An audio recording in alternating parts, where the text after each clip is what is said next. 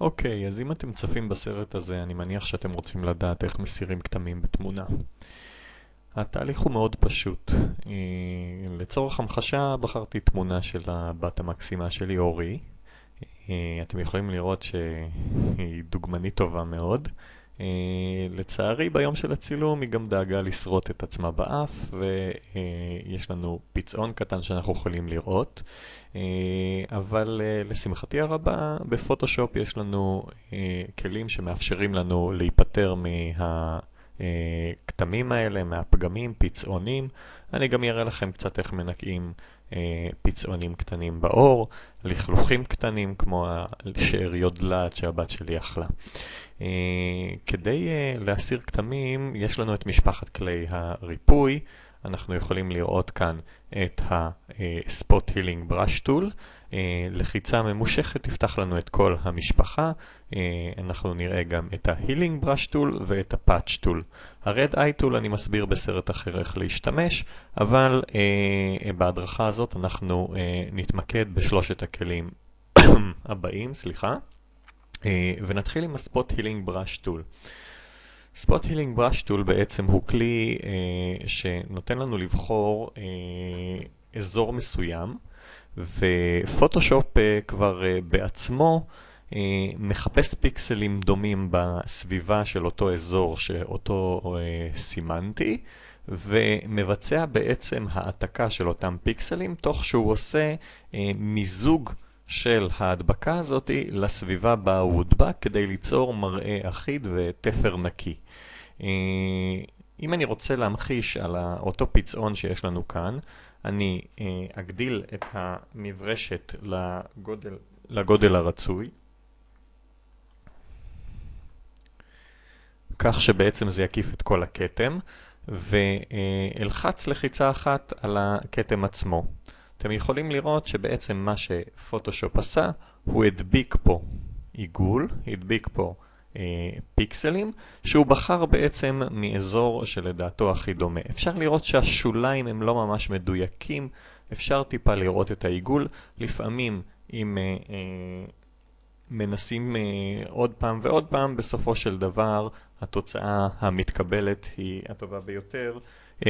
היא לעתים לאחר כמה ניסיונות. אני יכול גם להקטין קצת את המברשת, אתם רואים שעכשיו זה קצת יותר טוב. אז זה בעצם ה-Spot Healing Brush Tool, כאשר אמרנו שבמקרה הזה פוטושופ מבצע את החיפוש של הפיקסלים בעצמו. הכלי הבא אחריו הוא ה-Healing Brush Tool. ה-Healing Brush Tool עובד על אותו עיקרון, רק שבמקרה הספציפי הזה אני הוא זה שבוחר מאיזה מקום ילקחו הפיקסלים שאותם אני אלביש על המקום שאותו אני רוצה לרפא. מה שאני צריך בעצם לעשות זה לבחור את גודל המברשת הרצוי לי, שיקיף את האזור אותו אני רוצה לתקן.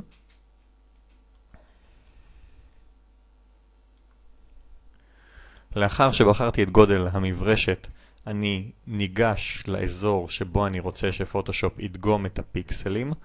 במקרה הזה נניח וזה האזור שממנו אני רוצה לדגום, או זה האזור שממנו אני רוצה לדגום, אני אלחץ על Alt ואתן קליק ימני אחד.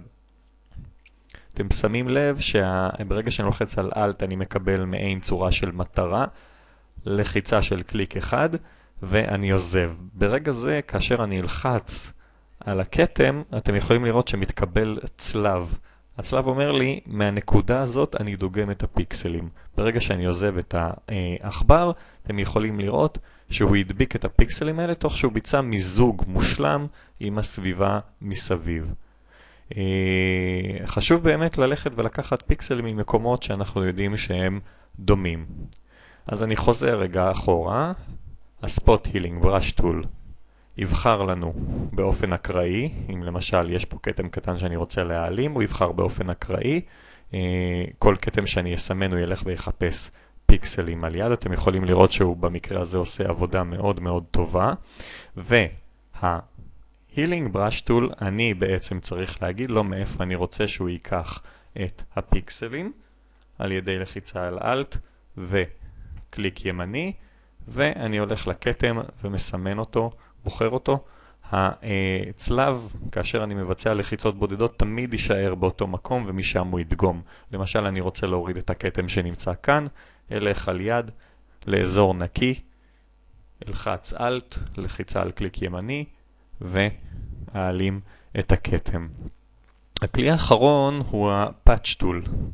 ה-Patch Tool בעצם נותן לי את האפשרות לבחור אזור מסוים.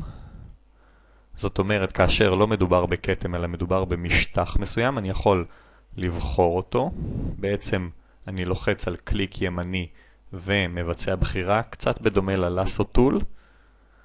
וכאשר אני עומד בתוך הכתם, אני גורר אותו לאזור אחר, שהוא אזור שאותו אני רוצה משם, שאני רוצה שהוא ידגום את הפיקסלים, והוא מבצע לי בעצם בלנדינג מושלם.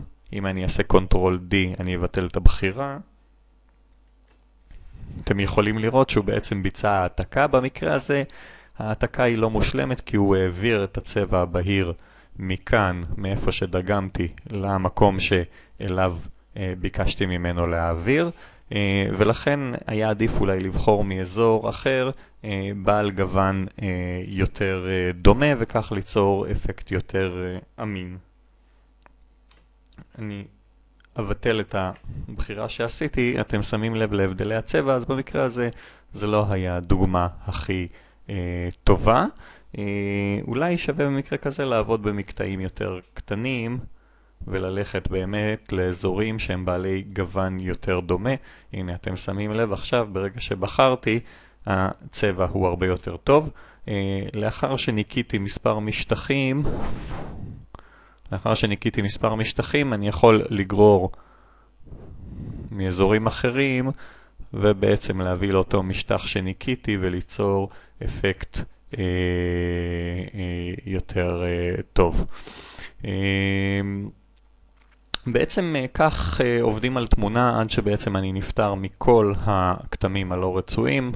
למשל, אני רוצה להעלים את כתם הדלעת הקטן הזה, אני אלחץ. שימו לב שבמקרה הזה ה-Spot Healing Brush Tool הביא לי תוצאה לא טובה. הדגימה הייתה לא מוצלחת. או שאני יכול להקטין את המברשת ולנסות שוב, מאחר ומדובר בלכלוך מאוד קטן. גם התוצאה עדיין לא טובה. יש פה הרבה ניסוי וטעייה, או שאני יכול ללכת ל-Healing Brush Tool, לבחור, אני אקטין קצת את המברשת, להחליט שאני רוצה לקחת מכאן, לחיצה. שמים לב, כבר נראה הרבה יותר טוב. זאת אומרת, צריך לנסות עד שמגיעים לתוצאה הרצויה. מקווה שלמדתם קצת על אופן ריפוי תמונה. כמובן שאין גבול להשקעה שאפשר לשים בתמונות מסוג זה, ליצור מראה חלק ומראה אחיד. בדרך כלל עדיף להשתמש בזה כשיש לכלוכי חיישן, שיש פצעונים, שיש דברים בולטים שצריך להעלים. אם רוצים ליצור מראה אור חלק, יש דרכים רבות ונוספות שניתן לבצע זאת באופן קצת יותר יעיל ויותר טוב. אבל אם נתקלתם בכתם, זו הדרך הטובה ביותר להוריד. אתם מוזמנים לבקר באתר שלי מעגלים תמונות. בהמשך יהיו עוד סרטונים רבים ומעניינים.